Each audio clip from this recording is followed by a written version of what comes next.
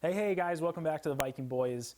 Today we are going to be doing a video on a deal breakdown. On my last video, I kind of broke down a few of the numbers, but I wanted to show you some before and after pictures, break down the numbers exactly. And it just so happens it turned out to be our biggest deal yet. So we posted the other day, we just received back, I think it was like $371,000 in proceeds. And we're gonna break down exactly how much of that was rehab, how much of that was down payment, and how much of that was profit.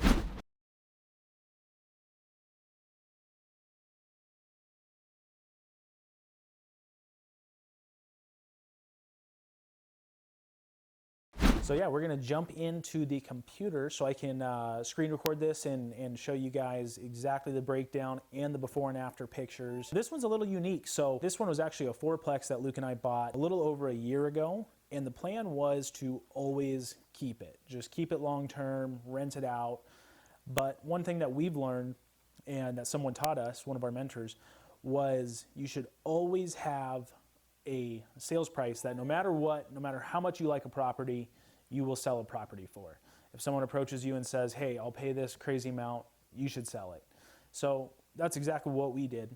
And we kind of came up with a number that we would be happy selling it and rolling that into something else instead of just keeping it long term. So we're gonna go over that right now on the computer. I'm gonna jump on over here. Alrighty, so this is what the property looked like when we first bought it. So this was, let me pull up when this sold. We purchased this 10/1/2019.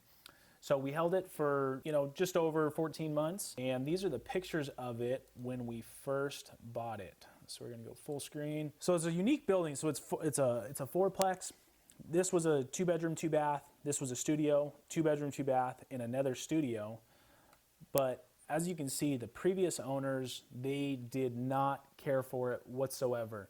They, had a ton of deferred maintenance, which is really good when you're trying to buy value-add multifamily. So this was like I said, fourplex, 2 2s, 2 studios. The rents when we picked it up were, I think, $500 for the studio, $500 for the studio, $750 and $800, I think, for the 2 bedrooms. So we were like, we know those are grossly under rented. We know we can come in, add value, totally fix it up, and then we can go ahead and turn around and, obviously just collect cash flow in the meantime, but, later on down the road, we'd be able to sell it.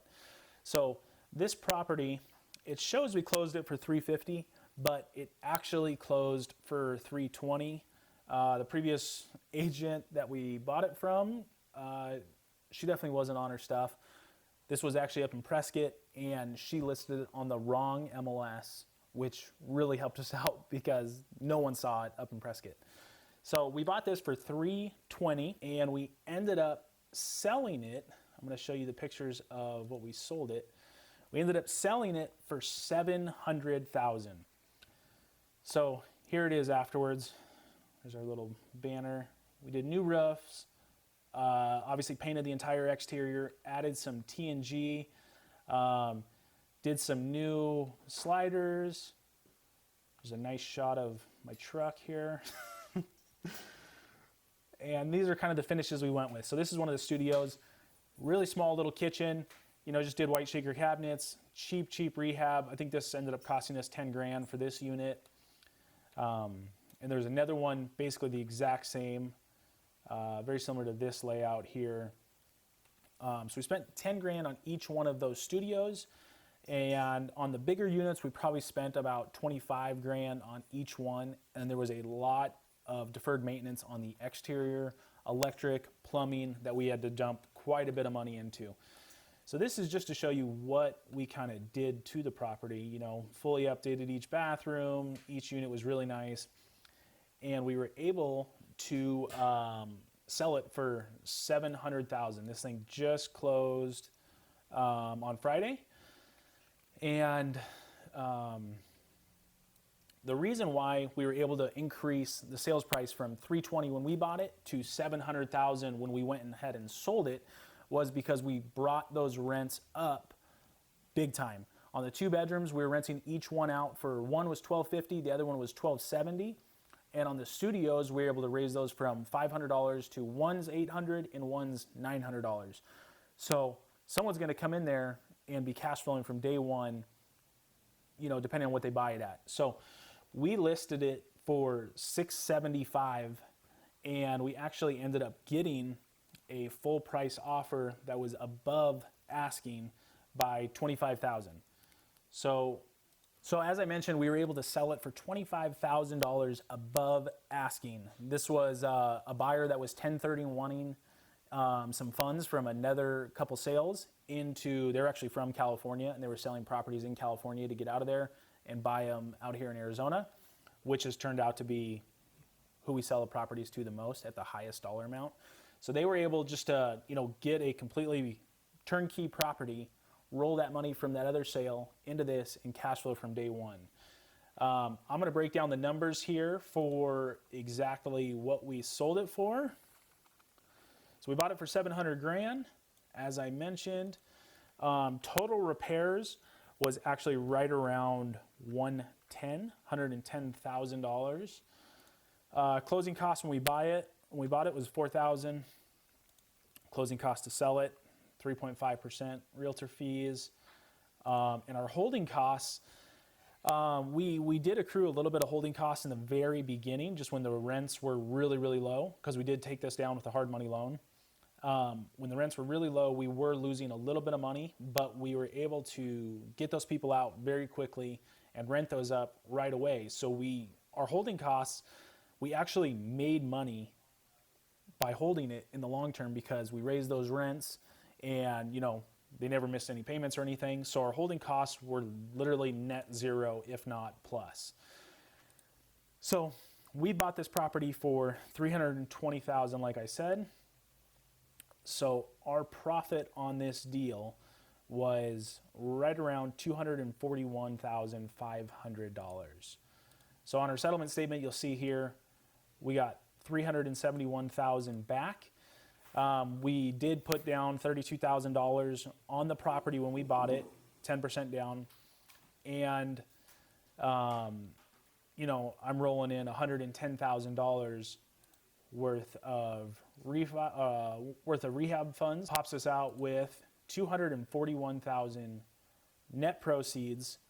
There were a few things that came up. The buyers on this one were super, super picky and really, really hard to work with. So they asked for quite a bit of things to be fixed, which since we were above asking by $25,000, we're like, okay, we'll fix those things. One thing, this property did have septic, so it ended up having to have all new leach lines redone, and which ended up costing us about $21,000.